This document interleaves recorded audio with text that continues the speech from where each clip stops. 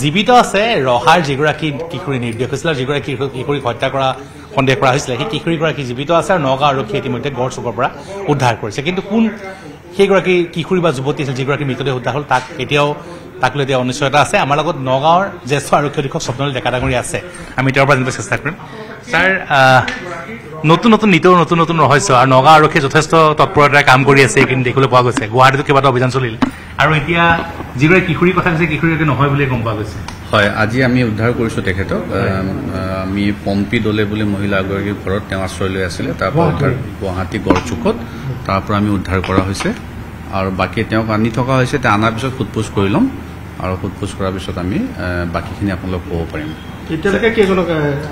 নাই এতিয়া আমি যিহেতু তেওঁ সেইদিনাখন ঘৰত কিবা এটা কাজিয়া কৰি তেওঁ ওলাই গৈ পেলাই এখন ট্ৰাকত উঠিলে আৰু ট্ৰাকৰ ড্ৰাইভাৰৰ লগতো আমি কিছুমান ফটোও পাইছোঁ আৰু সেইখিনি ট্ৰাকৰ ড্ৰাইভাৰজনকো এৰেষ্ট কৰিম আমি ৰাহুল সিং বুলি উত্তৰ প্ৰদেশৰ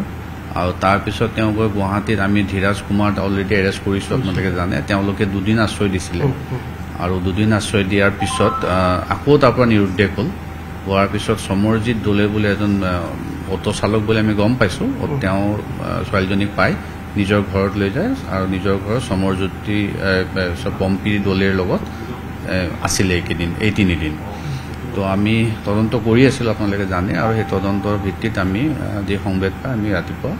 1 ঘণ্টামান আগত আমি উদ্ধাৰ কৰিবলৈ সক্ষম হওঁ ছাৰ যিগৰাকী কিশোৰী বা যুৱতী মৃতদেহ পোৱা গৈছে এতিয়া সেইটো আমি এটা বেলেগ কেছ তদন্ত কৰি আছোঁ আপোনালোকে আমি DNA ৰাখিছোঁ আৰু যিহেতু সেইদিনাখন আপোনালোকৰ আগত মাক দেউতাক তাৰপিছত তেওঁৰ মামায়েক খুৰা তেওঁৰ গাঁৱৰ মানুহ আহি পেলাই সকলোৱে চিনাক্ত কৰি লৈ গৈছে গতিকে তেওঁলোকে চিনাক্ত কৰি লৈ যোৱাৰ কাৰণে বডিটো আমিও তেওঁ বুলিয়ে ভাবিছিলোঁ কিন্তু আমি তথাপিও DNA চেম্পল ৰখা হৈছে আৰু আপোনালোকৰ চেনেলৰ যোগেদি মই আহ্বান জনাম যাতে কোনোবা যদি এইটো টিভিত আপোনালোকে পাব্লিচিটি দিয়া যাতে কোনোবা চিনাক্ত হয় আৰু কৰিবলৈ আমাৰ ওচৰলৈ আহে তেতিয়া আমাৰ তদন্তক আমি কিছু আগবাঢ়িব পাৰিম কিছুমান আমি তথ্য পাইছোঁ এইটো কেছৰ কিন্তু আইডেণ্টিফিকেশ্যন হ'লে আৰু ভালকৈ আমাৰ এইটো ইনভেষ্টিগেশ্যনটো আমি আগুৱাই লৈ যাব পাৰিম নাই আমি ডক্টৰৰ লগত কথা পাতিছোঁ ধৰ্ষণৰ কোনো তাত হেৰি পোৱা নাই ডিঙি চেপি হত্যা কৰা হৈছিল আমি এটা কথা কৈছিলোঁ যে যেতিয়া যিগৰাকী কিশোৰী বা যুৱতী যিগৰাকী মৃতদেহ উদ্ধাৰ হৈছিলে তেওঁ বয়স প্ৰায় বহুতে কৈছিল যে 20 বছৰ ওচৰা-ওচৰি বা 18 বা 20 বছৰ বা জনজাতীয় মহিলা হ'ব এনেধৰণৰ কিছু কথা বতৰা আছিলে গতিকে তাৰপিছতে হঠাৎ ৰহাৰ খাইগড়ৰ যিটো পৰিয়ালৰ কিশোৰী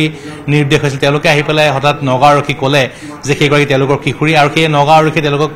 মৃতদেহ চমজাই দিছিলে কিন্তু তথাপিও তেওঁলোকে নগাঁও আৰক্ষীয়ে সেই মৃতদেহৰ DNA চেম্পল ৰাখিছে আৰু এতিয়াও যদি কোনো কিশোৰী বা যুৱতী অন্তৰ্ধান হৈ আছে নিৰুদ্দেশ হৈ আছে তেনেহ'লে নগাঁও আৰক্ষীৰ সৈতে আপোনালোকে আহি যোগাযোগ কৰক নগাঁও আৰক্ষীয়ে সহায় কৰিব পাৰিব কিন্তু এই বিষয়টো নগাঁও আৰক্ষীয়ে যথেষ্ট তথ্য পাইছে এই বিষয়টো অনুসন্ধান চলি আছে কিশোৰীক কোনো ধৰণৰ ক্ষতি হোৱা নাই তেওঁ পম্পী দলে নামৰ এগৰাকী মহিলাৰ সৈতে আছে ইতিমধ্যে নগাঁও আৰক্ষীয়ে এটা দলে গৈ পেলাই উদ্ধাৰ কৰিছে আৰু কিছু সময়ৰ পিছতেই নগাঁৱলৈ লৈ অনা হ'ব সেই কিশোৰীগৰাকীক